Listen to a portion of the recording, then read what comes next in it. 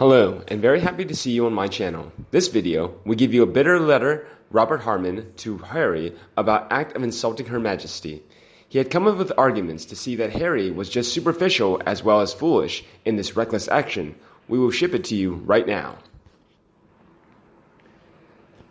You were one of the best things to happen to the Commonwealth in the past few years when you became the passionate new royal envoy for an organization covering a third of the Earth's population. I was in the room at 2018 London Summit when you took your seat as the Queen's new Commonwealth Youth Ambassador.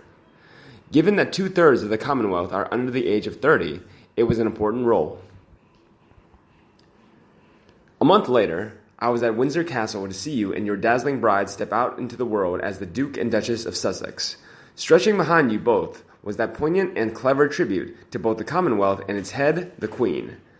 The Duchess's veil, like the Queen's coronation dress in 1953, had been embroidered with the flowers of every single Commonwealth nation. There were 53 of them on your wedding day, though it's now gone up to an all-time record of 54. That's the funny thing about the Commonwealth. It keeps on getting bigger. People keep wanting to join this post-imperial club, even if they were nothing to do with the British Empire in the first place. This is why so many of us were surprised and disappointed by the tone of your remarks this week. Joining an online discussion with Commonwealth youth leaders from your new home in California, you made it clear that the overarching priority for the organization must be to atone for its wrongs. When you look across the Commonwealth, there is no way that we can move forward unless we acknowledge the past, you declared. So many people have done such an incredible job of acknowledging the past and trying to right those wrongs. But I think we all acknowledge there is so much still more to do. This struck such an odd note that I initially wondered whether you had been misquoted, but then I watched the full video and there was the Duchess saying the same. On the question of the Commonwealth, she said it raised a few questions on both a macro and micro level. What have we done in our past that we put our hand up? This is a moment of reckoning where so many people go, you know what, I need to own that. Maybe I didn't do the right thing there. She also said, we're going to have to be a little uncomfortable right now because it's only in pushing through that discomfort that we can get to the other side of this. I'm not entirely comfortable saying this, but you seem to assume that the Commonwealth and the British Empire are one and the same thing. It is a common enough mistake among people with no great interest in the subject, but a pretty baffling howler for the President of the Queen's Commonwealth Trust, as you continue to be despite relinquishing the Youth Ambassador role. The modern Commonwealth was born as the Empire shriveled. It was and is an entirely voluntary organization created in 1949 with the King as the symbol of the free association of its independent member nations and as such the head of the Commonwealth. The whole point was that no one had to belong. And yet, given the choice, almost all the free and independent nations which had once been part of the British Empire gladly signed up to this new creation. To this day, 15 of them, not including Britain, freely retain your grandmother as their head of state. A few of those have even had the odd referendum of replacing her with a president, but each time the voters have vetoed the idea. No compulsion there either. Just as no one has ever been compelled to join this club, so those who leave or get kicked out soon end up trying to get back in. The Maldives have just been readmitted after a few years in the cold. It is hard to think of an organization that has had a better record in confronting colonial oppression in modern times, be bringing about the end of white rule in Rhodesia or fighting apartheid in South Africa. One of Nelson Mandela's first executive acts on being elected president of a new and democratic South Africa in 1994 was to resume its membership of the Commonwealth before it even returned to the United Nations. No one was more delighted than the head of the Commonwealth herself, as I discovered when writing my book, Queen of the World. She would go on to become a great friend of Mandela, one of the only non-royal world leaders who would routinely call her Elizabeth and get away with it. And she has with so many of those titans of Commonwealth history. Some, including Jawaharlal Nehru, founding father of modern India, had even been imprisoned under British imperial rule. However, they always drew a very clear distinction between the British government on the one hand and the Queen and her Commonwealth on the other. That is because she has always drawn a clear line herself. When her British Prime Minister Edward Heath, who loathed the Commonwealth, tried to keep her away from the 1973 Commonwealth Summit in Ottawa, she went behind his back and accepted an invitation in her capacity as Queen of Canada.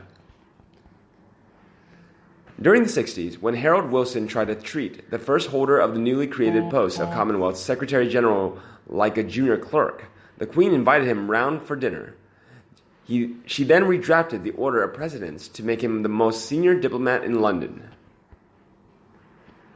Shortly after Ghana had removed her as head of state, she still ignored bomb threats and pressed ahead with her 1961 state visit to the fledgling republic, against the advice of many in Parliament, making world headlines as she danced with the fiery President Nkrumah. The White Queen dancing with the Black Father of Independence at the very moment that South Africa was being ostracized for its hated apartheid regime spoke louder than any oratory.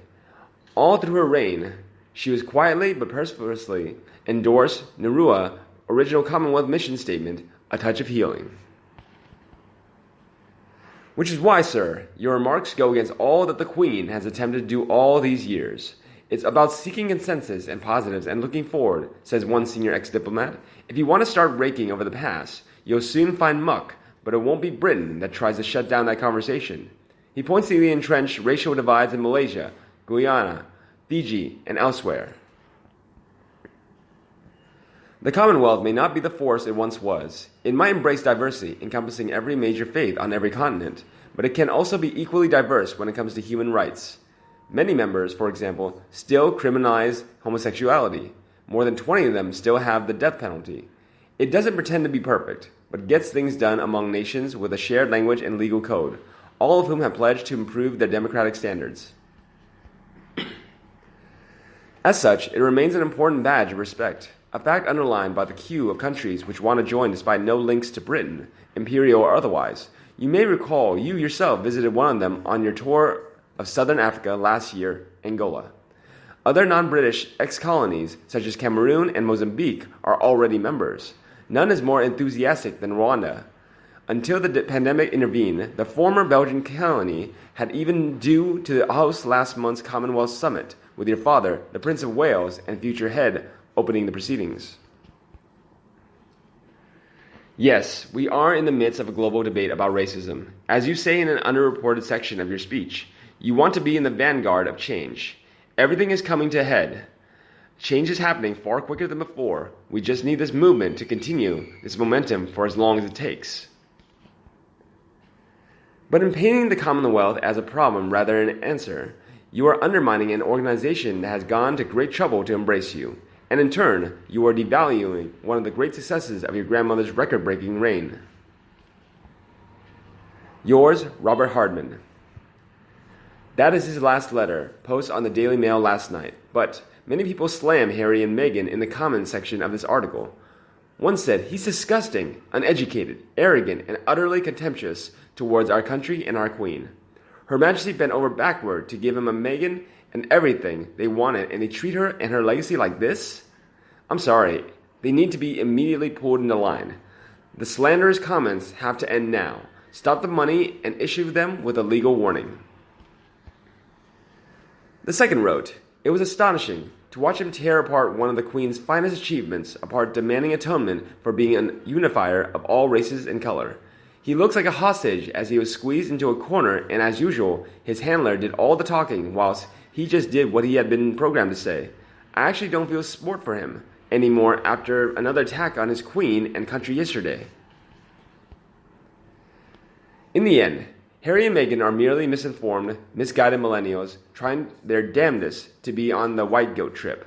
This is about them needing to bring in the income required to live the lifestyle they swore they were leaving behind, yet apparently can't live without. I liked the whole Meghan-Harry thing at first. Thought it was brave of them to want to be independent. Clearly, they want the adoration without the responsibility. The UK is fortunate Will and Kate will lead with grace, a stiff upper lip, and with no apologies for who they are, while working to remain human. And you, again, what do you think about him? Please let me know in the comment section below and we'll discuss them. Remember to like and share my videos for anyone you think needs it. And subscribe to my channel to get more news from the royal family members. Now, thank you for watching, goodbye, and see you in the next videos. Bye.